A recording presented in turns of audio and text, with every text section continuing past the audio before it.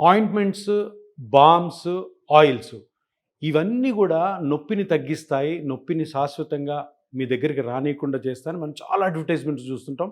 ప్రతి ఒక్కరు గూడాను ఇవి అప్లై చేసుకోవడం, ఇవి రాసుకోవడం చాలా ఈజీ కాబట్టి అందరూ గూడా నొప్పిని ఈ బామ్స్, ఆయింట్మెంట్స్, ఆయిల్స్‌తో తగ్గించుకోవాలనుకోవడము మన ప్రపంచంలో మొత్తం జరుగుతానుంది. కానీ దీంట్లో ఉన్న ఒక సీక్రెట్ ఏంటంటే ఈ ఆయింట్మెంట్లు గానీ, బాములు గానీ, ఆయిల్స్ కానీ అవి మీరు స్కిన్ మీద అప్లై చేయడం ద్వారా టెంపరరీ రిలీఫ్ వస్తే రావచ్చు, లేకపోతే లేకపోవచ్చు.